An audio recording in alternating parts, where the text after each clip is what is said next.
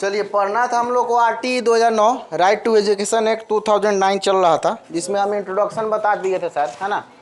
उसके बारे में जो बेसिक जानकारी थी, बेसिक जानकारी के बारे में हम लोगों ने चर्चा कर दिया था कि RT 2009 क्या है। सबसे पहले ये बताइए RT का फुल फॉर्म क्या होता है, बताइए। Right to education act 2009, Hindi में क्या बोलेंगे? शिक्षा का अधिकार अधिनियम 2009।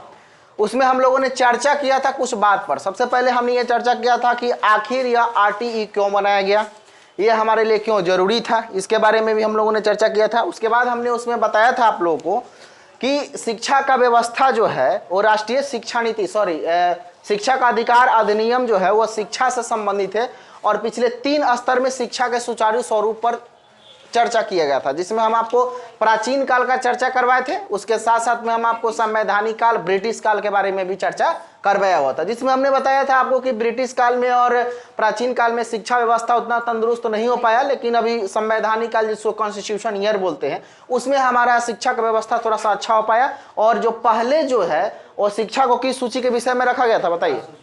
राज्य सूची का विषय था, लेकिन वर्तमान में कौन सूची है? समवर्ती सूची। समवर्ती में कौन कौन खर्चा करेगा? केंद्र प्लस राज्य दोनों मिलकर खर्च करेगा। और रेशियो क्या होगा बताइएगा? कितना कितना का रेशियो था बताइएगा? हाँ, 60 और 40 का रेशियो था ना। 60 और 40 का रेशियो, 60% कौन देगा? केंद्र सरकार, और 40% कौन? राज्य सरकार देगी। सब पर हम लोगों ने सुझाव कर लिया था, चर्चा भी कर लिया था। भारत सरकार जो है जब ये सूचित किया कि चलिए शिक्षा को हम समवर्ती सूची में शामिल करेंगे, तो उसके लिए कुछ टारगेट रखा गया था, आप लोगों को याद है? 100% नामांकन कैसे करें, 100% ठहराव कैसे करें, और शिक्षा का स्तर में कैसे सुधार लाया जाए, ठीक है ना। इस सब बात पर हम लोगों ने चर्चा कर लिया था। और RT 2009 का दूसरा पेज आप जब निकालिएगा तो उसमें हम आपको कोठारी आयोग का एक चर्चा है, देख लीजिए। पहला पेज के बाद दूसरा पेज, सेकेंड पेज में देखिए, आपके नोट्स में होगा। RT 2009 का जो दूसरा पेज है ना, उसमें देखिए कोठारी आयोग लिखा हुआ है ना। इसके बारे में अब हम लोगों ने चर्चा किया था कि 1964 में कोठारी आयोग का स्थापना हुआ था, याद है ना। और यही कोठारी आयोग 1966 में अपना रिपोर्ट भारत सरकार को क्या किया? सौंपा। तो इसीलिए अगर कोठारी आयोग की स्थापना की बात होती है तो 1964-66 ऐसे लिखा हुआ रहता है, क्योंकि 1964 में स्थापना हुआ था और 66 में इन्होंने अपना रिपोर्ट भारत सरकार को सौंपा था। सही है। अच्छा, उसके बाद में ये बात बताइएगा कि इसका सुझाव, मतलब 1966 के सुझाव पर हमारे देश में सबसे पहले राष्ट्रीय शिक्षा नीति, जिसको हम लोग नेशनल एजुकेशन पॉलिसी के नाम से जानते हैं, वो सबसे पहले हमारे देश में कब आया था? पहली बार 1968 में आया था। किसके सुझाव पर? तो ये हमारे कोठारी आयोग के सुझाव पर। किस आयोग के बताइएगा? कोठारी आयोग के सुझाव पर ही 64 में स्थापना हुआ, 66 में रिपोर्ट आया और 68 में क्या किया गया बताइएगा? हमारे देश में पहली बार नेशनल एजुकेशन पॉलिसी बन करके सामने आया। क्लियर बात है। अब इस बात पर चर्चा करने का प्रयास कीजिएगा। अब इसमें 2 टारगेट रखा गया था। अब पहला ये बात, अब हम 1968 की कहानी आपको नहीं बता रहे, हम सिर्फ यह बता रहे कि आखिर कोठारी आयोग ने क्या सुझाव दिया। तो कोठारी आयोग ने सुझाव दिया कि प्राथमिक शिक्षा व्यवस्था को बिल्कुल निःशुल्क कीजिए, बच्चा का बिल्कुल फ्री एजुकेशन होना चाहिए, और भारत में राष्ट्रीय शिक्षा नीति लागू हो। और भारत में राष्ट्रीय शिक्षा नीति लागू हो तो इसी के कहने के आधार पर 1968 में पहली बार हमारे देश में राष्ट्रीय शिक्षा नीति बन करके हमारे सामने प्रस्तुत हुआ, ठीक है ना। अब दूसरा पॉइंट देखिए, इस पर लिखा हुआ निःशुल्क एवं अनिवार्य शिक्षा के बारे में। भारत में 1 अप्रैल 2010 को लागू हुआ था, अंडरलाइन कीजिए उसको, ठीक है ना। मतलब RTE 2009 में राइट टू एजुकेशन एक्ट बना, लेकिन लागू कब हुआ था? 1 अप्रैल 2010 को, अंडरलाइन कीजिए। तो अगर आपसे पूछा जाएगा कि शिक्षा का अधिकार अधिनियम अपने देश में लागू कब हुआ था, तो आपका जवाब क्या होना चाहिए? 1 अप्रैल 2010, ठीक है ना। अच्छा, जम्मू कश्मीर में यह लागू नहीं है, क्योंकि जम्मू कश्मीर हमारा क्या आता है? झगड़ा वाला क्षेत्र था, है ना। हम लोग कहते थे इस 15 अगस्त के दिन में, अभी देखिए शेरो शायरी इस पर खत्म हो गया ना, लेकिन पहले इस पर खूब शायरी होता था कि दूध मांगोगे तो खीर देंगे और कश्मीर मांगेगा तो चीड़ देंगे, ऐसा होता था ना। क्यों? क्योंकि कश्मीर के बारे में पाकिस्तान कहता था कि मेरा है और भारत कहता था कि मेरा है। तो उस पर 370 का एक्ट लगा हुआ था, जो कि एक स्पेशल एक्ट था, है ना। आपके नाम सुने होंगे। अब इसको मोदी जी ने हटा दिया, भाजपा के कार्यकाल में ये हटा है, तो अब जम्मू कश्मीर का पूरा आधिपत्य तो भारत का है, पाकिस्तान का नहीं है। तो इसीलिए अब उस पर शायरी भी खत्म हो गया है। तो उस समय चूंकि ये झगड़ा वाला क्षेत्र था, इसीलिए RTE 2009 का नियम जम्मू कश्मीर पर लागू नहीं हो सकता था, ठीक है ना। उसके बाद में इसमें 7 गो अध्याय, इसको अंडरलाइन कीजिए। आरटी 2009 में कितना अध्याय बताइएगा? 7 अध्याय है, और उसमें धारा की कुल संख्या कितना है? 38। इसको भी अंडरलाइन कीजिएगा। 7 गो अध्याय है और धारा की कुल संख्या कितना है? 38 है। अगर आपसे पूछेगा आरटी 2009 में अध्याय की संख्या कितना है, तो 7, धारा की संख्या कितना है? 38। याद रहेगा ना। अब देखिएगा, कानूनी अधिकार बनाने हेतु संविधान में संशोधन हुआ, और उस संशोधन का नाम 86वां संविधान संशोधन। अब ये this is very very important line, इसको अंडरलाइन कीजिए। देखिए, अब देखिए संविधान में जब संशोधन हुआ, अब देखिए पहले ही दिन जब हम आपको आरटी 2009 के बारे में जब चर्चा किए हुए थे, राइट टू एजुकेशन एक्ट 2009 के बारे में जब हमने चर्चा किया था, तो उसमें पहले ही दिन हम आपको बताए थे कि जब बाबा भीमराव अंबेडकर ने संविधान को बनाया, उसी समय संशोधन वाला काम वो रख दिए थे। उसमें वो बोले थे कि आप समय के अनुसार संविधान में, अपने कॉन्स्टिट्यूशन में किसी तरह का संशोधन कर सकते हैं। तो उसी संशोधन के आधार पर हमारे देश में 86वां संविधान संशोधन हुआ। कौन संशोधन बताइएगा? 86वां संविधान संशोधन के अंतर्गत में 2 प्रकार के नियम बनाए गए, 2 प्रकार के कानून बनाए गए, ठीक है। और वो 2 प्रकार के कानून कैसा कैसा बना, तो एक बालक के लिए बनाया गया और एक बालक के माता पिता के लिए। किसके लिए? बालक के माता पिता के लिए, ठीक है, माता और पिता के लिए। अब समझने का प्रयास कीजिएगा, ठीक है। अब एक हुआ बालक के लिए और दूसरा हुआ किसके लिए? बालक के माता के लिए। बालक के लिए जो कानून बनाया गया उसको हम लोग बोलेंगे मूल अधिकार। क्या बोलेंगे बाबू? मूल अधिकार। बहुत इंपॉर्टेंट है, यहाँ से सवाल आएगा, ठीक है ना। और बालक के माता पिता के लिए जो कानून बनाया गया उसको बोलेंगे मूल कर्तव्य। क्या बोलेंगे बताइएगा? मूल कर्तव्य। सही है।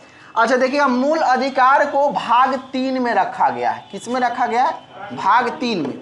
और मूल कर्तव्य को किस में रखा गया है?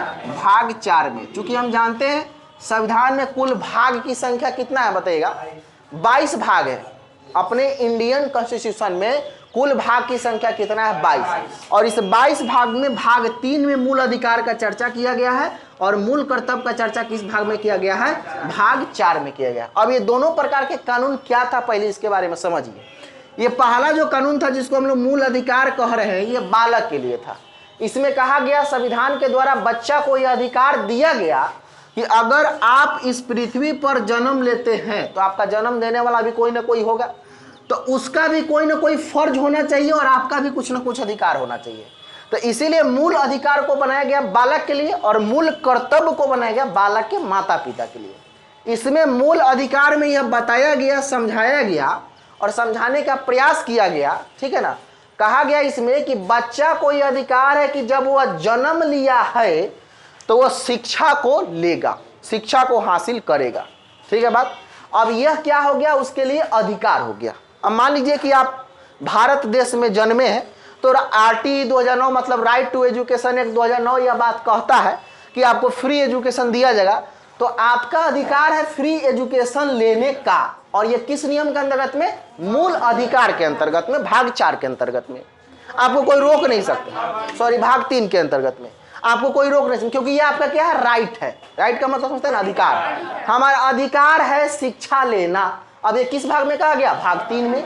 और कौन नियम हो गया? वो मूल अधिकार। अब जिसको अब जो तुमको जन्म दिया है उसका भी ये कर्तव्य है कि अगर तुमको वो पैदा किया है तो पढ़ाना पड़ेगा उसको। इसीलिए उसके लिए कानून बनाया गया मूल कर्तव्य। अब जिस बच्चा को एक माता पिता ने जन्म दिया है तो वह उसका भी अपना कर्तव्य बनता है कि जब हम इसको जितना शौक से इसको जन्म दिए हैं उतना ही शौक से इसका पढ़ाई का लालन पालन भी हम करवाएं, क्योंकि ये आपका क्या बन रहा है? फर्ज, कर्तव्य। तो इसलिए बालक के माता पिता के लिए क्या बनाया गया बताइएगा? भाग 4 के अंतर्गत में मूल कर्तव्य। अगर कोई बच्चा पढ़ना चाह रहा है, अगर आप उसको जबरदस्ती पढ़ने नहीं देना चाह रहे हैं, आप बोल रहे हैं कि नहीं तुमको नहीं पढ़ना है, तुम जाकर होटल में प्लेट साफ करो, तो अगर बच्चा वो जा करके आपके ऊपर एक FIR लिखवा दे कि हम पढ़ना तो चाह रहे हैं लेकिन हमारे मम्मी पापा जबरदस्ती कहते हैं कि तुमको नहीं पढ़ना है, तो 5 मिनट के अंदर में तुरंत आप अंदर चले जाइएगा। समझ रहे ना? किस नियम के अंतर्गत में? बच्चा के मूल अधिकार भाग 3 के अंतर्गत में सीधे आपको अंदर भेज दिया जाएगा, क्योंकि बच्चा का अधिकार है पढ़ना और आप उसको पढ़ने नहीं दे रहे हैं, मतलब आप गलत कर रहे हैं। बात समझ में आ रही है हम क्या कहना चाह रहे हैं? ठीक है ना? क्योंकि वह क्या है? उसका राइट है। अगर कोई बच्चा आपका ये दायित्व है, आपका ये कर्तव्य है कि हमने जन्म दिया है इसको, तो हमको पढ़ाना मेरा क्या है, फर्ज है, मेरा कर्तव्य। अब ये आरटी 2009 में कहा गया। तो अगर आपसे पूछा जाएगा 86वां संविधान संशोधन के तहत में कितने प्रकार के कानून बनाए गए, तो क्या कहिएगा, 2 प्रकार। पहला किसके लिए, दूसरा किसके लिए, बालक के लिए बना कानून क्या कहलाता है, बालक के माता पिता के लिए। मूल अधिकार को किस भाग में, मूल कर्तव्य को किस भाग में, क्लियर है, बात समझ में आ गया। अब समझने का प्रयास कीजिए मूल अधिकार के बारे में कुछ और भी चर्चा किया गया। अनुच्छेद 21 के ए के अंतर्गत में देखिएगा, अनुच्छेद 21 के ए के अंतर्गत में इस बात पर चर्चा किया गया है कि 6 से 14 साल तक के बच्चा को, कितना से, 6 से 14 वर्ष तक के बच्चा को निःशुल्क एवं अनिवार्य शिक्षा देना है। मतलब उसको फ्री एजुकेशन देना है और उसको शिक्षा देना ही देना है, क्योंकि शिक्षा समवर्ती सूची का विषय है। और समवर्ती सूची का विषय है तो चूंकि भारत सरकार समवर्ती सूची में शामिल करने से पहले यह बात राज्य सरकार से वादा करवाया है कि 100% नामांकन आप कैसे करें। तो 100% नामांकन कैसे करें, तो इसके लिए 6 से 14 वर्ष तक के बच्चे को कैसे आप फ्री एजुकेशन दीजिएगा वो आप समझिए, लेकिन ये आपका दायित्व बनता है कि उसको देना ही होगा। बात समझ में आ रही है ना। अब सीधा समझिए, अनुच्छेद 21 के अंतर्गत में यह वादा किया गया है कि 6 से 14 साल तक के बच्चा को क्या करना है, निःशुल्क एवं अनिवार्य शिक्षा देना है। सब बच्चा को शिक्षा देने की जरूरत है। कितना से कितना साल तक के, 6 से 14 साल तक के बच्चा। क्लियर बात है। तो देखिए अब इसको भी आप ध्यान में रखिएगा, किसको, अनुच्छेद 21 के। इस बार जो हाई स्कूल का एग्जाम हुआ था STET का, है ना, उधर फोटो जो लगा हुआ है सब हाई स्कूल का बच्चा पास है, जो ऊपर लिखा होगा STET में उत्तीर्ण छात्र छात्रा, देखिए लिखा हुआ ना, स्टेट में उत्तीर्ण छात्र था। अब ये STET का जो एग्जाम हुआ था तो उसी वाले एग्जाम में ये पूछा गया था कि अनुच्छेद 21 के ए के अंतर्गत में क्या नियम कानून है, तो उसमें लिखा गया था 6 से 14 वर्ष तक के बच्चा को अनिवार्य एवं निःशुल्क शिक्षा देना। सही है। तो देखिए अब आपको समझा दिया मूल अधिकार, आपको समझा दिया मूल कर्तव्य, और आपको समझा दिया अनुच्छेद 21 के ए की कहानी। सही है। अब देखिएगा उसके बाद में क्या होता है कि इतना करने के बाद में अब हमारे पास में आता है RTE 2009 का विशेषता। ठीक है ना। अब RTE 2009 का विशेषता का मतलब राइट टू एजुकेशन एक्ट 2009, शिक्षा का अधिकार अधिनियम 2009 का विशेषता क्या क्या है, उस विशेषता पर अब हम लोग चर्चा करेंगे। तो सबसे पहला विशेषता इसमें कहा गया बाबू कि विद्यालय प्रभावशाली हो। अब विद्यालय प्रभावशाली कैसे होगा, देखिए 3rd पेज में। अब देखिए RTE 2009 का 3रा पेज निकालिए आप लोग, और 3रा पेज में देखिए लिखा होगा विशेषताएं, लिखा हुआ है। और विशेषता में सबसे पहला विशेषता दिया हुआ है विद्यालय प्रभावशाली हो, लिखा हुआ है ना। अब विद्यालय प्रभावशाली कैसे होगा, मतलब कह रहा है कि आपका स्कूल इफेक्टिव होना चाहिए। अब स्कूल हमारे इफेक्टिव कैसे होगा, सीधे आप स्कूल खोल दीजिएगा तो इफेक्टिव हो जाएगा। स्कूल को इफेक्टिव बनाने के लिए उसमें सब सुविधा को लगाना पड़ेगा कि नहीं लगाना पड़ेगा, ताकि कौन कौन सा सुविधा हम लगाएंगे कि जिसके द्वारा हमारा विद्यालय प्रभावशाली होगा। तो पहला सुविधा देखिए कि आपके स्कूल में स्वच्छ पेयजल होना चाहिए, मतलब पीने का पानी शुद्ध होना चाहिए। दूसरा ये कि खेल का मैदान और खेल सामग्री होना चाहिए। पृथक पृथक शौचालय का मतलब अलग अलग, बालक और बालिका का अलग अलग क्या होना चाहिए, शौचालय होना चाहिए। उसके बाद में कहता है भवन जो है वो 4 दीवारी युक्त होनी चाहिए, मतलब आपका जो बाउंड्री है स्कूल का वो पूरी तरह से बाउंड्री होना चाहिए, है ना। किसी तरह के असामाजिक तत्व उसमें प्रवेश न करे। ठीक है ना, मतलब ऐसा नहीं कि हाँ बैल भैंस का वो जो है ठहराव स्थान बन जाए, इसीलिए चारों तरफ से बाउंड्री होना जरूरी है। उसके बाद में HM कक्ष, मतलब हेडमास्टर का अलग ऑफिस होना चाहिए। स्टाफ रूम, सहायक शिक्षक का अलग रूम होना चाहिए।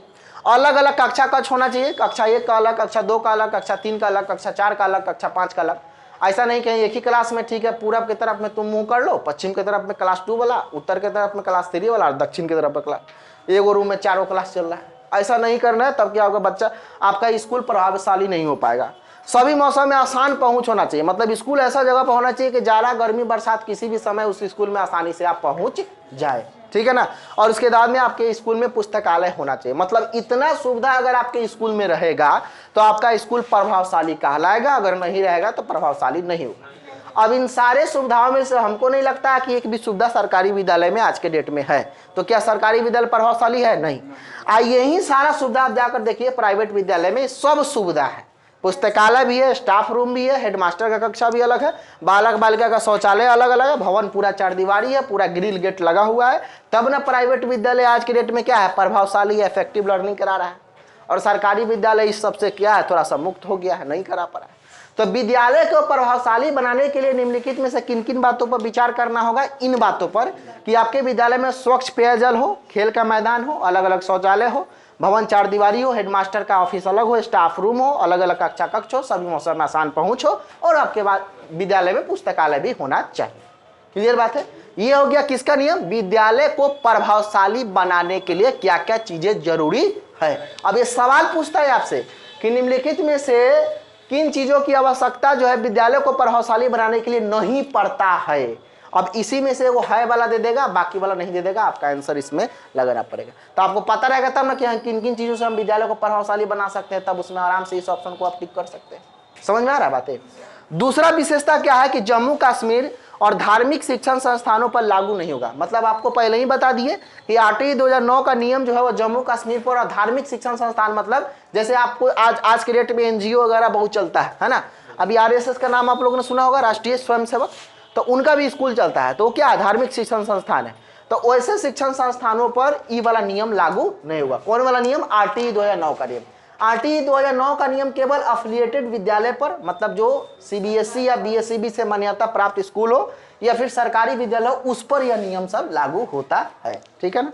उसके बाद में देखिए क्या कहता है, यह 6 से 14 वर्ष के बालकों पर लागू होता है। हाँ, इसको अंडरलाइन कीजिए। चलिए, आरटीई का जितना नियम और धारा है ये सब कितना से कितना साल के बच्चा पर लागू होगा, 6 से 14 साल के बच्चा पर। ठीक है। और 6 से 14 साल के बच्चा को फ्री एजुकेशन देना किस अनुच्छेद में कहा गया है, बोलिए, अनुच्छेद 21 के अंतर्गत, ए के अंतर्गत। सही है ना, याद रहेगा।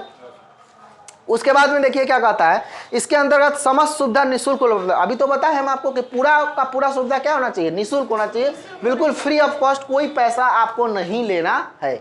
उसके बाद में देखिए क्या कहता है, बजट। बजट इसमें केंद्र और राज्य का क्या क्या बजट होना चाहिए, देखिएगा। केंद्र और राज्य का बजट इसमें बांटा हुआ है 60% और 40%। बताया है ना, 40% किसका होगा, राज्य सरकार का, और 60% किसका होगा, भारत सरकार का। बताए ना। तो 60-40 का रेशियो देखिए, इसको भी अंडरलाइन कीजिए, अंडरलाइन कीजिए। 60 और 40 का रेशियो। क्लास में जब आप लोग आइएगा तो वो हाइलाइटर खरीद लीजिएगा, ठीक है ना। हाइलाइटर हमारे जो भी फर्स्ट डे क्लास कर रहे हैं आपको बता रहे हैं, आपके पास में एक हाइलाइटर जरूर होना चाहिए, क्योंकि हाईलाइट करते रहना है बीच बीच में, ठीक है ना। दूसरी बात यह है कि आप हमारे यहाँ जितना दिन क्लास कीजिएगा तो कुछ भी यहाँ पर हम लिखवाएंगे नहीं आपको, ठीक है ना। यहाँ पर आपको बैठ के लिखना ही नहीं है कुछ, ठीक है ना। हर विषय में आपको बस ऐसे ही बैठ के सुनना है, जो कहेंगे वो हाईलाइट करना है, बस। लिखने वाला काम यहाँ पर नहीं होगा, ठीक है। अब देखिए यहाँ पर क्या होता है, क्योंकि जो बात हम बोल रहे हैं, जो लिखने वाला काम है वो लिखकर हम आपको दे दिए हैं, तो इसमें लिखने की आवश्यकता ही नहीं है, ठीक है ना। अब इसमें देखिए 60 और 40 का अनुपात होना चाहिए, अंडरलाइन कर लीजिएगा। सरकारी स्कूल के शिक्षक निजी शिक्षण संस्थान में कार्य नहीं करेगा। आरटीई 2009 के अंतर्गत में यह बातें कहा गया कि गवर्नमेंट टीचर अगर कोई है तो प्राइवेट शिक्षण संस्थान वो नहीं चला सकता है, ये गैर कानूनी है, ठीक है। उसके बाद में देखिए क्या कहता है, शिक्षक जो है बालक के सामने में अशब्दों का प्रयोग नहीं करेगा।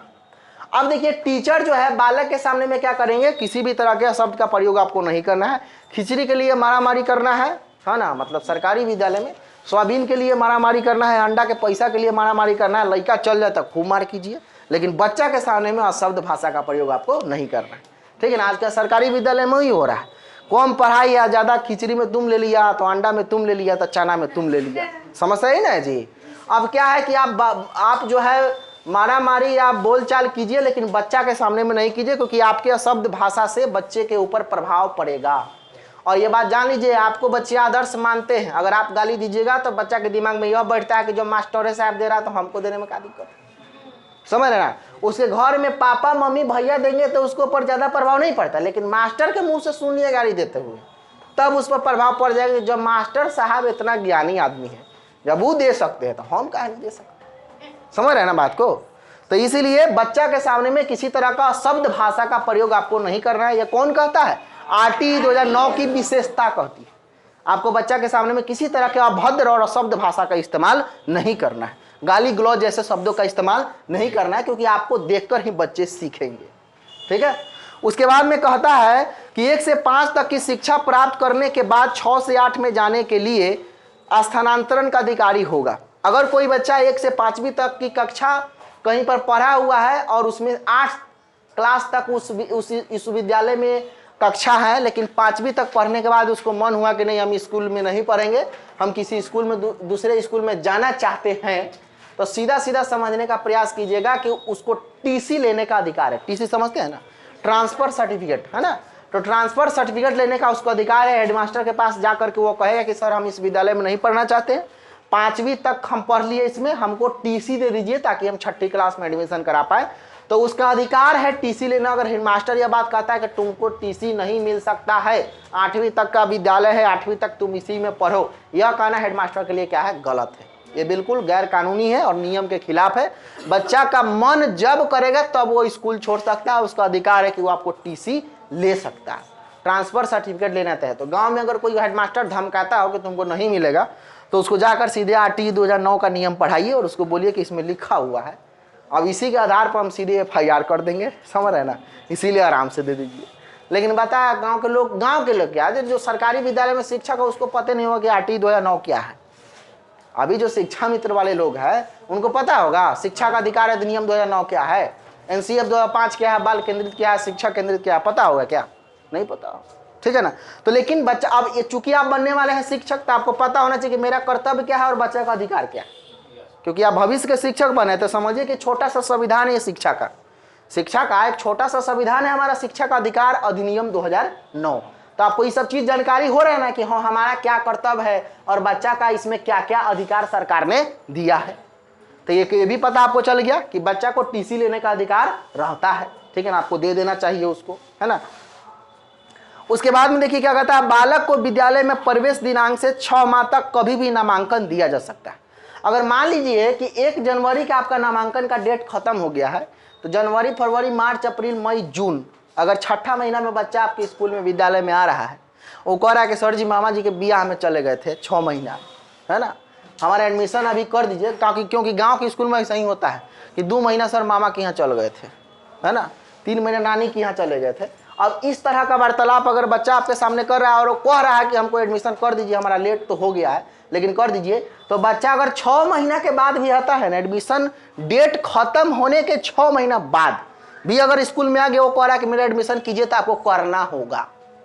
ये कौन कहता है, आरटीई 2009 का नियम कहता है। आप किसी भी शर्त पर यह बात नहीं कह सकते थे कि कहाँ था तुम, 1 जनवरी को डेट खत्म हो गया, ऐसा नहीं कर सकते।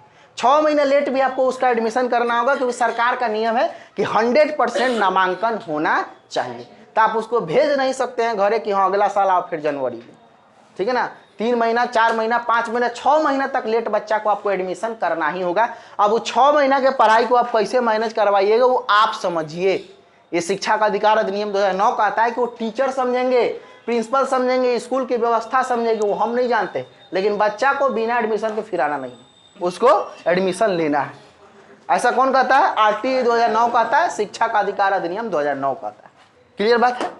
अच्छा, उसके बाद में देखिए क्या कहता है, बालक को विद्यालय में प्रवेश दिनांक, ये तो हो गया ना। यदि कोई बालक 6 वर्ष बाद भी प्रवेश लेता है तो ऐसे बालक को प्रवेश उसकी आयु के अनुसार दिया जाएगा। हाँ, मान लीजिए कि अभी तो नियम रखा है कि 4 साल में कम से कम, प्राइवेट में तो 4 साल में कम से कम नर्सरी में एडमिशन उसका हो जाता है ना। 3 साल में, अभी तो 3 साल के, अभी तो मम्मी अपना भार कम करने के लिए 2.5 साल में भेज दे रही प्ले स्कूल में, क्योंकि आजकल के डेट में पढ़ाई नहीं है, भार कम है भाई। किसी तरह से बच्चा हमारा 3 घंटा कम से कम उधर है कि दिमाग खाली रहे थोड़ा, समझ रहे ना, यही समस्या है। और आज के डेट में जाकर देखिए पूरा मोहल्ला में प्ले स्कूल खुल गया है। अब प्ले स्कूल खुल गया है तो 2 साल के, 2.5 साल, 2.25 साल के एज में, 3 साल के एज में जो है घर के पेरेंट्स जो है क्या करते हैं, उसको स्कूल में रख देते हैं, प्ले स्कूल में। उसको लगता है कि हमारा बेटा पढ़ के विद्वान हो जाएगा, आइंस्टीन बन जाएगा, न्यूटन का 4था नियम का खोज कर देगा। ऐसा कुछ नहीं है। आरटीई 2009 क्या, NCF 2005 भी इस बात पर चर्चा किया है कि 4 साल, 4.5 साल, 5 साल के पहले तो बच्चा को स्कूल में भेजना ही नहीं, क्योंकि बच्चा का सबसे प्रथम शिक्षिका उसकी माँ होती है और सबसे पहला विद्यालय उसका घर होता है, ठीक है ना। 5 साल तक बच्चा को हॉस्टल में नहीं रखना है, विद्यालय में नहीं भेजना है। विद्यालय में जाने से क्या होता है ना कि बच्चा औपचारिक माहौल में ढलने लगता है, फॉर्मल एक सिचुएशन। अब उसके अंदर में क्या होता है कि वो खुल कर नहीं जी पाता है, क्योंकि विद्यालय में बहुत सारा चीज का रिस्ट्रिक्शन है। क्या उधर कहाँ जा रहा है, चलो बैठो, ये वाला सिचुएशन। अब चूंकि वो बच्चा है और वो बच्चा है तो उस माहौल में वो रहना अभी नहीं चाह रहा है, क्योंकि उसका उम्र अभी उस लेवल का नहीं है। इसीलिए 5 साल के पहले हॉस्टल में तो बिल्कुल भर्ती करना ही नहीं चाहिए। लेकिन आज की डेट में भार कम करने के लिए आजकल 6 से 7 साल में लोग हॉस्टल में भी भर्ती कर देता है। और हॉस्टल में भर्ती करना मतलब माँ के प्यार को वो खो दिया, पापा के प्यार को वह खो दिया, और निश्चित रूप से बच्चा में सामाजिक विकास बिल्कुल खत्म हो जाएगा। वो बच्चा बाद में चलकर डॉक्टर, इंजीनियर सब कुछ बन जाएगा, हम ये बात मानते हैं, अच्छा डॉक्टर बन जाएगा, लाखों करोड़ों का पैकेज मिलेगा, लेकिन बाप मतारी को समझने वाला वो लड़का नहीं बना, क्योंकि उसका सामाजिक संबंध टूट गया है। सोशल रिलेशन जो होता है ना, वो उसका बंधन टूट गया है, और वही वो बच्चा है जो बाद में चलकर अपने मम्मी पापा को वृद्धाश्रम में आराम से भर्ती कर देगा, उसको एकदम भी दिक्कत नहीं होगा। लेकिन जो बच्चा देहात में रह करके मम्मी पापा के साथ में रह करके बहुत दिनों तक उसके साथ समय बिताया, वो अहमियत को जानेगा कि हाँ पापा और मम्मी का मेरे जीवन में क्या जो है ये। लेकिन वैसा बच्चा जिसको 6 साल की उम्र में हॉस्टल में आप भर्ती कर देते हैं, उसका मोह माया उसी समय खत्म हो जाता है, और उसके दिमाग में सिर्फ यही बात रहता है कि मम्मी वो ऐसा प्राणी है जो सिर्फ और सिर्फ हमको पढ़ाने के लिए इस दुनिया में आई है, बस। समझ रहे हैं ना? हाँ, क्योंकि आज की डेट में जो सिचुएशन बच्चों के साथ में मम्मी लोग करती है, वो सिर्फ उसके दिमाग में यही बात चलता है मनोविज्ञान के हिसाब से। समझ रहे ना? स्कूल में 6 बजे से लेकर के 2 बजे तक खटो, उसके बाद में 6 बजे से लेकर के 2 बजे तक लगातार पर घंटी करना है सरकार प्राइवेट विद्यालय में। उसके बाद में 2 बजे से 3 बजे आना है, तो 3 बजे पहुंचते पहुंचते घर से 3 से 4 होम ट्यूशन, 4 से 5 होम ट्यूशन, उसके बाद होमवर्क बनाओ, उसके बाद जल्दी जल्दी खा जाओ, फिर सो जाओ, सुबह 6 बजे जगना है, फिर बस में पैक हो जाओ, फिर चले जाओ। ऐसा ही ना चल रहा है जी, आजकल ऐसा ही चल रहा है। ऐसा ही चल रहा है कि बच्चा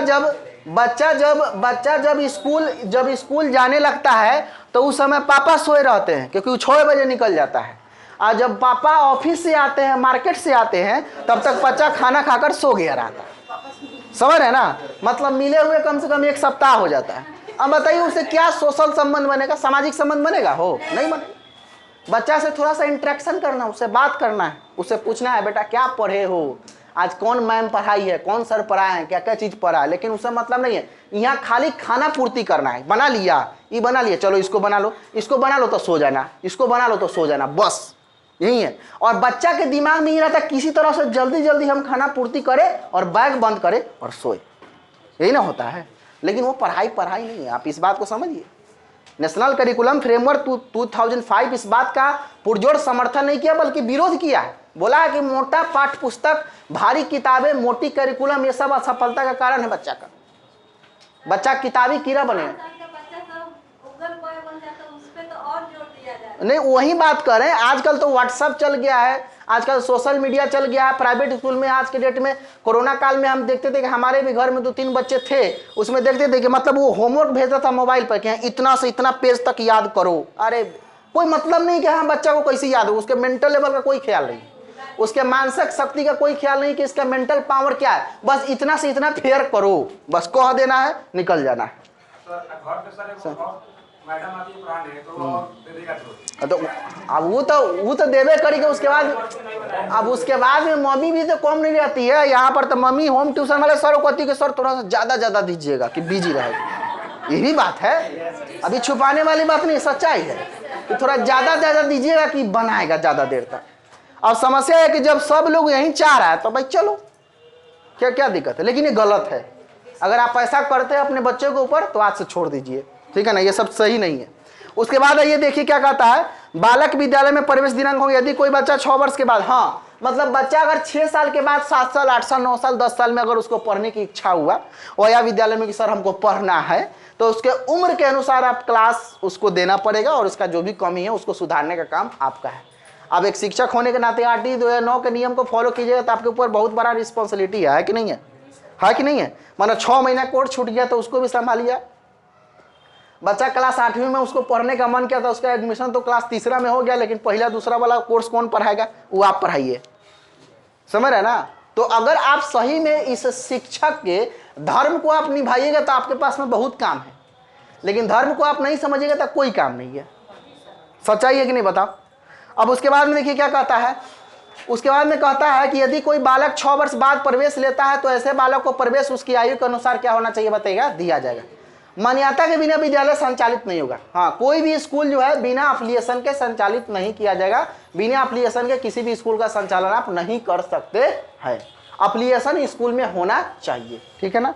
उसके बाद देखिए क्या कहता है, निजी शिक्षण संस्थानों में आर्थिक रूप से पिछड़े बच्चा को SC ST ओबीसी अब हटा दिया गया है। SC ST हेतु 25% सीटों का आरक्षण दिया जाएगा। हाँ, अगर कोई अफिलिएटेड स्कूल में बच्चा जाता है पढ़ने के लिए तो उसमें अगर 100 सीट है, जैसे DAV DPS वगैरह जितना भी अफिलिएटेड स्कूल है ना, इस सब में अगर 100 सीट है किसी वर्ग में तो उसमें 25% सीट उसको फ्री पढ़ाना है। सरकार के द्वारा ऐसा नियम। 25% अगर 100 सीट है तो 25% सीट आपको क्या करना है, फ्री एडमिशन करना है। बाकी 75 बच्चा से आप डोनेशन लीजिए, क्योंकि प्राइवेट विद्यालय तो लेगा ही लेगा, लेकिन 25 बच्चा को आप फ्री एजुकेशन कराना। लेकिन आज की डेट में कोई भी प्राइवेट विद्यालय में 25 बच्चा का फ्री एजुकेशन होता है? नहीं होता है। होता है लेकिन आपको पता नहीं चलता है ना।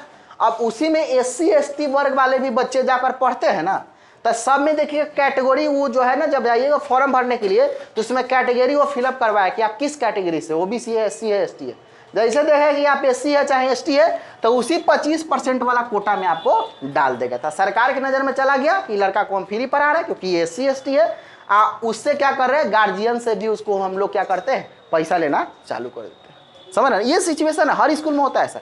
लेकिन हमको आपको पता नहीं है कि हाँ 25% फ्री भी होता है। पता है जी? नहीं है। हम लोग के दिमाग में यही बात रहा था कि प्राइवेट है तो पूरा तो पैसे पे होगा, लेकिन ऐसा नहीं है। प्राइवेट विद्यालय में भी 25% सीटों का रिजर्वेशन आरक्षण होता है इन वर्गों के बच्चों के लिए, ठीक है ना। उसके बाद आइए नेक्स्ट क्वेश्चन पर, नेक्स्ट पॉइंट देखिए क्या कहता है। नेक्स्ट इसमें यह कहता है कि मान्यता के बिना विद्यालय संचालित को 25% सीट का आरक्षण दिया जाएगा। हाँ, आइए, आरक्षण आपको लॉटरी पद्धति से होगा, लेकिन बोलिए। हाँ, OBC नहीं है, OBC हटा दिया है, SC ST खाली, ठीक है ना। उसके लॉटरी पद्धति से प्रवेश दिया जाएगा। हाँ, आरक्षण का लाभ केवल एक बार मिलेगा, ये भी बात समझ लीजिए। अगर आप एक बार आरक्षण का लाभ लेकर के किसी अफिलिएटेड स्कूल में आप एडमिशन ले लिए तो आप चाहिए उसमें से छोड़कर फिर दूसरा में आरक्षण ले ले, तो ये नहीं, संभव नहीं है। आरक्षण केवल एक ही बार मिलेगा आपको एडमिशन में, दोबारा आप आरक्षण नहीं ले सकते, ठीक है, ये नियम है। शिक्षा का ड्यूटी तीनों कार्य में लगाया जाएगा, बाकी कार्य में नहीं लगाना है। जैसे 3 कार्य कौन कौन है, जनगणना कार्य में शिक्षा का ड्यूटी लगेगा, है ना। उसके बाद में चुनाव कार्य में भी शिक्षा का ड्यूटी लग सकता है। आपदा राहत कार्य, अगर कोई आपदा राहत, जैसे अभी देखिए थोड़ा दिन पहले कोरोना आया था, कोरोना में शिक्षा का ड्यूटी लगा था ना। तो अब ये क्या है कि ये समाज के ऊपर, मतलब ये ऐसा विडंबना हो गया था हमारे देश में कि सभी लोग इससे प्रभावित हो गए थे। तो ऐसे सिचुएशन में शिक्षा का ड्यूटी लग सकता है, ठीक है ना। जैसे लॉटरी पद्धति का नहीं समझते हैं। जैसे मान लीजिए कि 25 बच्चा का इसमें मान लीजिए कि सीट है कि 25 बच्चा को फ्री कराना है, ठीक है ना। अब उसमें 50 को बच्चा SC ST वाला फॉर्म भर दिया कि हम सब कोई दावेदारी दे रहा है कि हम पढ़ेंगे फ्री में, हम पढ़ेंगे फ्री में, हम पढ़ेंगे फ्री में। तो उसके लिए लॉटरी पद्धति लगाया जाता है। जैसे मान लीजिए कि अब उसमें बहुत सारा नियम कानून होता है, 1 2 3 4 ऐसे लिख करके रख दिया जाता है। इसमें 3 नंबर वाला होगा फ्री, और 4 को बच्चा को कहा जाएगा चलो कोई अपना अपना जो है, सब कोई एक एक पर्ची पर अपना हाथ रखेगा। अब जो 3 नंबर पर जो रखेगा उसका हो गया, बाकी 3 वो छूट गया। समझ रहे ना, ये लॉटरी पद्धति हो गई, ठीक है ना। अब देखिए इसमें क्या होगा, तो जनगणना कार्य में या चुनाव में भी आपका जो है ड्यूटी लगाया जा सकता है, और आपदा राहत कार्य में ड्यूटी लगाया। इन तीनों को छोड़कर बाकी किसी काम में आपका ड्यूटी नहीं लगाया जाएगा। ऐसा कौन कहता है, RTE 2009 का नियम कहता है। नीतीश कुमार का दिमाग खराब हो गया था, वो बोला था कि दारू खोजिए, ठीक है ना, शिक्षक को, ठीक है ना। उस नियम का उल्लंघन भी किया गया और नियम का उल्लंघन करके उसको हटाया भी गया। लेकिन ये 3 काम छोड़ करके बाकी किसी काम में शिक्षा का ड्यूटी नहीं लगाया जा सकता है, ठीक है ना। उसके बाद कहता है प्रत्येक स्कूल अपने विकास के लिए SMC का गठन करेगा। इसको अंडरलाइन कीजिए, SMC स्कूल मैनेजमेंट कमेटी, लिख लीजिएगा। स्कूल मैनेजमेंट कमेटी इसको कहते हैं हम लोग, ठीक है, स्कूल मैनेजमेंट कमेटी। अब हर विद्यालय क्या होता है, हर विद्यालय अपने स्कूल को सुचारू रूप से चलाने के लिए स्कूल मैनेजमेंट कमेटी का गठन करता है। और स्कूल मैनेजमेंट कमेटी करता क्या है, इसके बारे में समझने का थोड़ा सा प्रयास कीजिएगा। देखिए बुआ, अगर स्कूल मैनेजमेंट कमेटी की बात करें तो स्कूल मैनेजमेंट कमेटी के अंतर्गत में 2 प्रकार के समिति का चर्चा हमारे RTE 2009 में किया गया। समझने का प्रयास कीजिएगा। यहाँ पर हम एक तरफ लिख रहे हैं SMC स्कूल मैनेजमेंट कमेटी, और एक तरफ हम आपके साथ लिख रहे हैं कौन सा बताइएगा, एक तरफ हम आपके पास, हाँ, एक लिख रहे हैं हमारा अपना कौन सा, साधारण सभा सदस्य, और दूसरा होगा हमारा कौन सा, कार्यकारिणी समिति, है ना। तो कार्यकारिणी समिति के बारे में हमको नहीं पढ़ना है, हमको पढ़ना किसके बारे में है बताइएगा, केवल साधारण सभा सदस्य के बारे में, जो आपके सबसे लास्ट वाले आरटी 2009 के सबसे लास्ट पेज में ये वाला पॉइंट होगा। देखिए नीचे की तरफ लिखा हुआ एसएमसी भाग 2 लिखा हुआ है, एगो साधारण सभा सदस्य, एगो कार्यकारिणी समिति लिखा हुआ है ना। तो साधारण सभा कार्यकारिणी समिति पर ध्यान मत दीजिएगा, ठीक है ना, उसको पढ़ना ही नहीं है, ठीक है। बाकी साधारण सभा सदस्य पर ध्यान दीजिएगा। इसमें कहता है स्कूल में पढ़ने वाले प्रत्येक बालक के माता पिता क्या होंगे बताइएगा, इसका सदस्य होंगे। स्कूल में कार्यरत प्रत्येक शिक्षक और शिक्षिका इसका सदस्य होंगे। और स्कूल परिधि में निवास करने वाले जिला प्रमुख, जिला परिषद सदस्य, प्रधान, पंचायत समिति, सरपंच, वार्ड पंच, भूतपूर्व शिक्षक, सांसद और विधायक। मान लीजिए कि विद्यालय अगर यहाँ पर है तो इसके इर्द गिर्द मतलब 3 किलोमीटर तक, कितना किलोमीटर तक, 3 किलोमीटर तक कोई सांसद है, कोई विधायक है, कोई सरपंच है, कोई मुखिया है, कोई वार्ड पंच है, वो सभी इस साधारण सभा समिति का सदस्य माना जाएगा। सही है ना, क्लियर हुआ ना। कार्यकारिणी समिति पर आपको ध्यान नहीं देना है। अब ये हो गया स्कूल मैनेजमेंट कमेटी के अंतर्गत में कितने प्रकार के समिति का उल्लेख किया गया, कितने प्रकार के, 2। कौन कौन, पहला साधारण सभा, दूसरा कौन, कार्यकारिणी। सही है ना। अब देखिएगा उसके ऊपर प्रत्येक स्कूल मानकों से चलाई जाती है, पेज नंबर 4 पर देखिए लिखा हुआ है। और ये मानक पहले आप देख लीजिए किसके लिए, कक्षा 1 से 5 के लिए। ये बहुत ज़्यादा इंपॉर्टेंट है, आपको समझना बहुत जरूरी है, क्योंकि आप बनने वाले हैं भविष्य के भावी शिक्षक, ठीक है ना। और भावी शिक्षक बनने वाले हैं तो इस चीज़ को समझने का प्रयास कीजिएगा। देखिए रूल रेगुलेशन समझने का प्रयास कीजिएगा, रूल रेगुलेशन क्या है। देखिए इसमें कहता क्या है, इसमें कहता है कि अगर क्लास में 30 बच्चा पर कितना होना चाहिए, एक शिक्षक। अगर क्लास में 1 से 30 तक स्टूडेंट तो टीचर की संख्या 1, 31 से 60 स्टूडेंट है, टीचर की संख्या 2, अगर 61 से 90 स्टूडेंट है तो टीचर की संख्या कितना, 3। मतलब अनुपात कितना रहेगा, 1:30 का, मतलब 30 बच्चा पर कितना टीचर, 1। ये माना किसके लिए है, 1 से 5 कक्षा के लिए। लेकिन साइड में एक बात लिखा हुआ, उस पर ध्यान दीजिएगा। लिखा हुआ कि अगर कुल छात्र 150 तक है तो एचएम वहां पर नहीं होगा, समझ रहे ना। मतलब अगर उस विद्यालय में 150 तक छात्र है तो वहां पर हेडमास्टर का अलग से बहाली उस स्कूल में नहीं होगा, उसी सहायक शिक्षक में किसी को प्रभार दे दिया जाएगा। लेकिन अगर 150 प्लस स्टूडेंट है जिस स्कूल में, वहां पर हेडमास्टर का अलग से बहाली होगा। सही है, बात समझ में आया। किस क्लास के लिए हम कह रहे हैं, 1 से 5 का, ठीक है ना। 150 स्टूडेंट है तो हेडमास्टर का बहाली नहीं होगा, और 150 प्लस स्टूडेंट है तो वहां पर हेडमास्टर होना चाहिए। सही है। अच्छा, नोट में वो और बात लिखा होगा, उसको अंडरलाइन कीजिए, अंडरलाइन कीजिए। कहता है 200 प्लस छात्र अगर हो जाए स्कूल में तब रेशियो हमारा बढ़ जाएगा। ये रेशियो कितना हो जाएगा, 1:40, मतलब 40 गो बच्चा पर एगो टीचर रखा जाएगा। अगर 150 तक बच्चा है, समझ रहे ना, तब हमारा क्या रेशियो होना चाहिए बताएगा, 1:30। लेकिन 200 प्लस स्टूडेंट उसी विद्यालय में हो गया तब रेशियो हमारा बढ़ के कितना हो जाएगा, 1:40। 150 तक बच्चा है तो एचएम नहीं होगा, और 150 प्लस स्टूडेंट है तो वहां पर हेडमास्टर होगा। याद रहेगा, क्लियर है। अच्छा, अब ये देखिए 1 से 5 तक की स्कूल 365 दिन में 200 दिन खुलेगा। सरकारें दिया है 165 दिन छुट्टी, इसीलिए ना मारामारी है, समझ है ना। इसीलिए समझ है, इतना छुट्टी कोनो नौकरी में नहीं। अब इतना छुट्टी किसी भी नौकरी में आप जाकर देखिए, रक्षाबंधन के दिन बैंक बंद नहीं था, पोस्ट ऑफिस बंद नहीं था, लेकिन स्कूल तो 2 दिन पहले बंद हो जाता है, ठीक है ना। आप देखिए, अच्छा कुछ भी हो, रक्षाबंधन हो, नागपंचमी हो, मुहर्रम हो, फलना चिलना दिस डेट सब में बंद होगा। अब सीधा ज़्यादा गर्मी पड़ जाए फिर भी छुट्टी, ज़्यादा ठंडी पड़ जाए फिर भी छुट्टी, कोहरा पड़ जाए फिर भी छुट्टी, है ना, ज़्यादा धूप हो जाए। हम लोग का नहीं है, नीचे जाओ, नीचे राजन अंकल से खुलवा जाओ, ठीक है ना। अब यहाँ पर देखिए क्या कहता है, राजन अंकल से नीचे जाओ, नीचे ग्राउंड फ्लोर पे। अब देखिएगा, समझने का प्रयास कीजिएगा कि जब आपके पास में 200, कहाँ बता रहे थे जी, हाँ छुट्टी के बारे में चर्चा कर रहे थे, तो 365 दिन में 1 से 5 का विद्यालय कितना दिन खुलेगा, 200 दिन खुलेगा। सरकार आपको 1 से 5वीं क्लास में अगर आप शिक्षक बनते हैं तो साल में 165 दिन का छुट्टी, समझ रहे ना, ध्यान तो वही होगा, ठीक है ना। 165 दिन का छुट्टी है, दशहरा के 10 दिन पहले से छुट्टी और दशहरा के 10 दिन बाद तक छुट्टी, छठ के 6 दिन पहले छुट्टी और छठ के 6 दिन बाद तक छुट्टी, ठीक है ना। ऐसा सिचुएशन हमारे बिहार की शिक्षा व्यवस्था का, छुट्टी खूब है ना।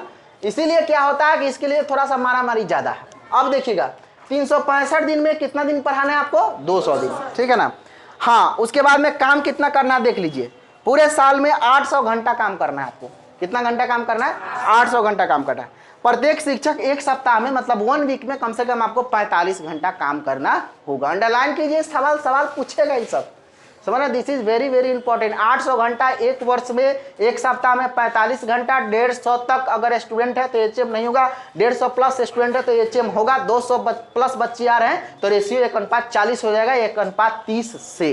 बोलिए क्लियर। एक साल में 800 घंटा काम करना। हाँ, एक साल में, एक ईयर में, एक दिन में नहीं कर रहा है, ठीक है ना, 1 ईयर की बात। अब उसके बाद में देखिए क्या कहता है, मानक अभी तो हो गया हमारा किसके लिए, 1 से 5 के लिए। अब आइए 6 से 8 के लिए। 6 से 8 के लिए क्या क्या मानक समझने का प्रयास कीजिए। देखिए आप बनने वाले भविष्य के शिक्षक, ये सब जानकारी होना चाहिए कि कौन रेशियो कितना रहेगा, है ना, क्योंकि ये आपका, हम आपको पहले ही बता दिए कि शिक्षा का अधिकार अधिनियम एक छोटा सा संविधान है शिक्षा का, RTE 2009, इसको जानना बहुत जरूरी है एक शिक्षक होने के नाते आपको, ठीक है ना। क्वेश्चन पूछे या ना पूछे इसका मतलब इसे नहीं है, लेकिन अगर आप एक शिक्षक है तो इसकी जानकारी आपको होनी चाहिए। जैसे आप भारत का नागरिक है तो आपके भारत के संविधान के बारे में जानकारी होनी चाहिए, उसी तरह से अगर आप शिक्षक पेशा को स्वीकार किए हैं तो आपको शिक्षा से रिलेटेड इस शिक्षा का अधिकार अधिनियम 2009 के बारे में जानकारी होनी चाहिए, सही है। अब देखिएगा उसके बाद में देखिए, अब कक्षा 6 से 8 के लिए क्या क्या मानक है इसके बारे में समझने का प्रयास कीजिएगा। 6 से 8 के लिए मानक ये है कि 35 को बच्चा पर एगो टीचर होगा, मतलब रेशियो हमारा कितना होगा, 1:35, ठीक है ना। यदि वहां पर 100 तक बच्चा है तो वहां पर एचएम नहीं होगा, हेडमास्टर नहीं होगा। अगर 100 प्लस की संख्या में अगर वहां पर स्टूडेंट हो गया तो वहां पर हेडमास्टर होगा। क्लियर बात है। और इसमें कहता है कि एक वर्ष में मतलब 365 दिन में 220 दिन स्कूल ओपन होगा, इसमें थोड़ा सा छुट्टी कम है, उससे काम इसका 20 दिन बढ़ गया, किसमें, 6 से 8 वाला में। जितना भी हायर एजुकेशन में जाइए ना, आपका काम का डे मतलब वर्क डे उतना ही ज़्यादा बढ़ेगा, ठीक है ना। 220 दिन हो गया, हाई स्कूल में जाएगा तो इससे भी ज़्यादा हो जाएगा, प्लस 2 में जाएगा तो इससे भी ज़्यादा हो जाएगा। लेकिन हम लोग को वहाँ तक नहीं पढ़ना, हम लोग को 6 से 14 वर्ष तक के बच्चा के खाली के लिए प्रारंभिक एजुकेशन के लिए हमको केवल RTE 2009 में पढ़ना, ठीक है। इसमें देखिए प्रत्येक, इसमें कहता है कि 220 दिन स्कूल खुलेगा। 1 से 5 में कितना दिन स्कूल खुलेगा, 200 दिन। इसमें कहता है एक शिक्षक सप्ताह में न्यूनतम 45 घंटा कार्य करेगा, कार्य प्लस शिक्षण दोनों मिला करके एक दिन में 6 घंटा 30 मिनट का काम आपको होना होगा। उसके बाद में कहता है SMC के बारे में तो आपको बता ही दिए, साधारण सभा समिति और कार्यकारिणी समिति, और आपको बता दिए कि साधारण सभा समिति में कौन कौन सदस्य होता है। वो क्वेश्चन हम दिए हैं, देखिए जस्ट इसके पीछे पलटिए, मतलब पेज नंबर 2 पर, और इसमें देखिए लिखा होगा SMC का सदस्य नहीं है। बताइए आंसर क्या होगा। पेज नंबर 2 पर देखिए ना, उसी में RTE 2009 के पेज नंबर 2 पर SMC का सदस्य नहीं है। अभिभावक की, शिक्षा मंत्री की, जिला प्रमुख की, नगर पालिका अध्यक्ष। बताइए। अरे भाई, जिला शिक्षा मंत्री होता है, शिक्षा मंत्री उसमें पढ़ा है क्या। साधारण सभा समिति अभी नहीं पढ़ा कि नगर पंच ये सब, वार्ड सदस्य, सांसद, विधायक ये सब होता है, लेकिन शिक्षा मंत्री उसका सदस्य नहीं होता है। ऑप्शन नंबर 2 सही हो नहीं हो जाएगा। हमसे ही नहीं पूछा जा रहा कि स्कूल मैनेजमेंट कमेटी का कौन सा सदस्य नहीं होता है, तो शिक्षा मंत्री नहीं होता है।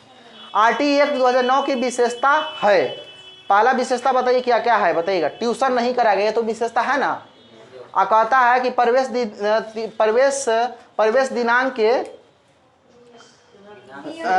दिनांक से नियमित तिथि तक ही देना है, नहीं 6 महीना लेटो तक दे सकते हैं का जी, तो ये तो गलत बात हो गया। अब उसके बाद में कहता है बालक को कोई परीक्षा देना अधिकारी है, बोर्ड परीक्षा देना अधिकारी है, बिल्कुल नहीं। कहाँ अधिकारी है जी, कक्षा 1 में बोर्ड परीक्षा दे रहा है, कक्षा 2 में बोर्ड परीक्षा, 4 में कर रहा है शिक्षक पढ़ाने के अतिरिक्त अन्य गतिविधि करेगा जो समाज के हित में होगा। समाज के हित में तो बहुत सारा चीज होता है, मतलब समाज के हित में तो नाला साफ करना भी है, तो क्या आप वो काम कीजिएगा। शिक्षक केवल 3 काम छोड़कर बाकी कोई काम नहीं करेगा। 3 काम कौन कौन है, जनगणना, उसके बाद में कौन, चुनाव, और उसके बाद में आपदा रहित। समझ रहे हैं। अब समाज के हित में क्या है कि लाइन खराब हो गया, थोड़ा बना दीजिए, तो आप शिक्षक है, समाज के हित में वो भी बनाइए, ऐसा थोड़ी कहेंगे। तो 4 नंबर भी गलत हो गया। मतलब इसमें कह रहा है कि RTE एक्ट में कौन सा विशेषता है, तो विशेषता एक ही है, कौन, ट्यूशन नहीं कराना है, यही एक विशेषता है, बाकी कोई विशेषता नहीं। बोले समझ में आ गया। अब RTE से क्वेश्चन अगर हम आपसे पूछेंगे तो बता दीजिएगा ना। तो बताइए कोठारियों का गठन कब हुआ था, बताइए तो। अच्छा, ये अपना रिपोर्ट कब सौंपा था। हमारे देश में पहली बार शिक्षा नीति कब आया, 86वां संविधान संशोधन के दरमियान कितना प्रकार का कानून बनाएगा, 2 प्रकार। पहला कौन, बालक के लिए, दूसरा बालक के माता पिता। बालक के लिए बनाया गया कानून मौलिक अधिकार, इसके लिए मौलिक अधिकार किस भाग में? भाग 3 में। मौलिक कर्तव्य किस में? भाग 4 में। वेरी गुड, इतना तक बात समझ में आ गया ना। उसके बाद आप बताइएगा कि भारत में ये जो आर्टिकल 9 जो है भारत में कब लागू हुआ था? 1 अप्रैल 2010 को। जम्मू कश्मीर में लागू होगा कहीं? कितना दिया है? 7। कितना इसमें जो है धारा की कुल संख्या कितना है? 38 है, बताए ना। अच्छा, उसके बाद में विद्यालय प्रभावशाली होना चाहिए, विशेषता बताया है ना। जम्मू कश्मीर में यह लागू होगा नियम 6 से 14 वर्ष, अब लागू होगा, पहले की बात करें। 6 से 14 वर्ष के बालक पर लागू होगा? ये नहीं ना लागू होगा। 6 से 14 वर्ष तक के बच्चा पर लागू होगा? नहीं ना लागू होगा। अब चलिएगा उसके बाद में नेक्स्ट पॉइंट पे देखिए क्या कहता है। बजट इसका कितना होगा? 60 और 40 का होगा। सरकारी स्कूल के शिक्षक निजी शिक्षण संस्थान में कार्य नहीं करेगा, बताया है ना। 60-40 का रेशियो रहेगा। 6 से 8 का मान मानक आपको बता ही दिए, 1 से 5 का मान मानक बता ही दिए, 25% आरक्षण की सुविधा आपको बता दिए, शिक्षा का ड्यूटी 3 कार्य में आपको बता दिए, और प्रत्येक स्कूल के लिए एसएमसी का गठन किया जाएगा, जिसको हम स्कूल मैनेजमेंट कमेटी के नाम से जानेंगे। बोलिए क्लियर? बात समझ में आ गया ना। चलिए अब देखिए, आपको एक नियम जो है बदला है शिक्षक बहाली में, आपको बता देते हैं। पहले जो बहाली होता था वो केवल एकेडमिक मार्क पर होता था। आपका सीटेट में कितना नंबर है उससे सरकार को मतलब नहीं रहता था। मतलब 60 से 70% के बीच में नंबर आ रहा है तो आपको 2 नंबर आपको जो है वेटेज मिलता था। 70 से 80% के बीच में आ रहा है नंबर तो 4 नंबर का वेटेज मिलता था। लेकिन अब वैसा नहीं है कि पहले क्या था, किसी का 85 नंबर आ रहा है उसको उतना ही फायदा, किसी का 103 नंबर आ रहा है उसको भी उतना ही फायदा। लेकिन अब क्या है कि 85 नंबर में 103 नंबर में जमीन आसमान का अंतर हो जाएगा, क्योंकि अब नंबर बेस पर बहाली होगा। तो इसीलिए सीटेट में जितना नंबर आप ज़्यादा से ज़्यादा लेकर के आइएगा उतना ही ज़्यादा मेधा अंक आपका अच्छा बनेगा, बढ़ेगा। 60-40 के रेशियो को अपना दिया गया है। 40% आपका एकेडमिक मार्क्स और 60% आपका टेट या सीटेट के मार्क्स का वेटेज आपको मिलेगा। ध्यान रखिएगा इस बात का। इसीलिए अच्छा से पढ़ाई कीजिए और टेट सीटेट में नंबर अच्छा लेकर के आइएगा तो आपका मेधा अंक अच्छा और बनेगा, क्योंकि 60% वेटेज किसका मिला है?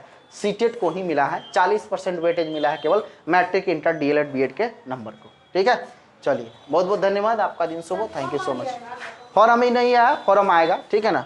और जब सीटेट एक बार कमिटमेंट कर दिया है, क्योंकि आपको ओरिजिनल लेटर में वो निकाल के कह दिया है कि नवंबर-दिसंबर में एग्जाम लेंगे, तो उसका ब्रह्मा का लकीर है सीटेट, समझ रहे हैं ना। वो आंधी हो जाता है तब, तूफान हो जाता तब, बरसात हो जाता तब, पत्थर पड़े तब, उसी दिन एग्जाम ले लेगा, क्योंकि वो केंद्र सरकार है, वो बिहार सरकार नहीं है।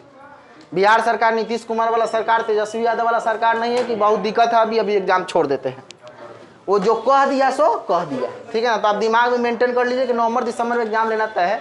वो कुछ भी हो जाएगा, वो एग्जाम लेवे करेगा, सीधा बात। जब वो कह दिया है तो वो तो 1.5 महीने के अंदर में फॉर्म निकाल करके और आपका एग्जाम ले लेगा, सीधा बात है। टाइम भी बहुत नहीं देता है वो, ठीक है ना। तो ये दिमाग में मेंटेन कर लीजिए। फॉर्म कभी भी है, परीक्षा आपका दिसंबर में होना तय है, ठीक है, दिमाग में रखिए। बहुत बहुत धन्यवाद, आपका दिन शुभ हो। Thank you so much. हाँ बोलिए।